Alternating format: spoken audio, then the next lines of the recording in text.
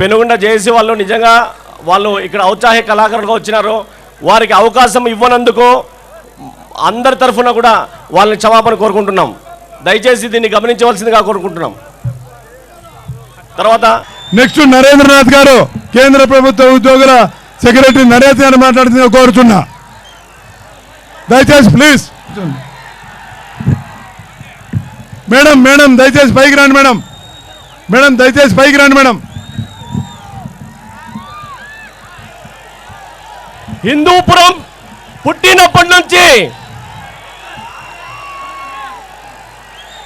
దాదాపు ప్రపంచవ్యాప్తంగా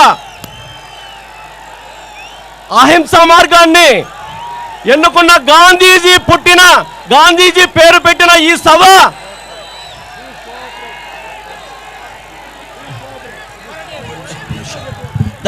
టీచర్ రండి ఇట్లా రండి ఇట్లా రండి. ఇప్పుడు నరేంద్రనాథ్ గారిని మాట్లాడుతుందిగా కోరుచున్నా. హిందూపురం చరిత్ర తిరగరాసే విధంగా ఈరోజు కార్మికులు, కర్షకులు, రైతన్నలు, నేతన్నలు అందరూ కూడా ఈ సభకు విచ్చేసి ఇంత పెద్ద ఎత్తున ఈ సభను విజయవంతం చేసిన దానికి మీ అందరికీ శిరస్సు వంచి పాదాభివందనం చేస్తున్నాను. సోదరులారా, 1972 తర్వాత 2000 వరకు తెలంగాణ ఉద్యమం ఎక్కడ కూడా లేదు.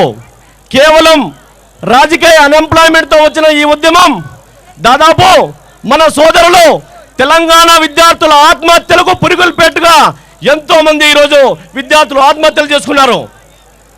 కానీ ఆ ఆత్మహత్యలు అవి ఆత్మహత్యలు కావు, అవి కేవలము రాజకీయ హత్యలే అని చెప్తున్నాను. దయచేసి ఆదిలాబాదు, వెనుకబడిన ఆదిలాబాద్ కానీ లేదంటే మహబూబ్ నగర్ నుంచి కానీ బస్సులు వేసుకొని అనంతపురం జిల్లాకు కానీ కడప జిల్లాకు కానీ రండి. మనకు ఏ కమిటీలు అవసరం లేదు. మనం ఎంత దుర్భర పరిస్థితుల్లో మేము బతుకుతున్నామో మీరు వచ్చి చూడండి. పక్కన కదిరి నుంచి ఈరోజు కొన్ని వేల మంది తమ వల్లు అమ్ముకొని ఈరోజు మేము జీవనం చేస్తున్నాం. పూణేలో, బాంబేలో రెడ్ లైట్ ఏరియాలో ఉన్న మహిళలందరూ కూడా ఈరోజు కదిరి ప్రాంతం నుంచి పోయినారు. అలాగే మనం కడప జిల్లా చూస్తే కడప జిల్లాలో కూడా చాలామంది కువైట్లో కూలీలుగా, తర్వాత ఆటో డ్రైవర్లుగా, కార్మికులుగా ఉంటున్నారు. మరి మాకంటే మీకు ఏమి తక్కువైందని చెప్పేసి ఈరోజు రాష్ట్ర విభజన అడుగుతున్నాం. అంతేకాదు ఇక్కడ కూర్చున్న 15 ఏండ్ల విద్యార్థులందరూ ఈరోజు హైదరాబాద్ వైపు చూస్తున్నారు. అక్కడ కూర్చున్న 30 ఏండ్ల నిరుద్యోగులందరూ హైదరాబాద్ వైపు చూస్తున్నారు. మరి 50 ఏండ్ల మన మిత్రులందరూ కూడా ఉద్యోగాల కోసం అయితేనేమి, వ్యాపారాల కోసం అయితేమి హైదరాబాద్ కన్నా చూసే పరిస్థితి.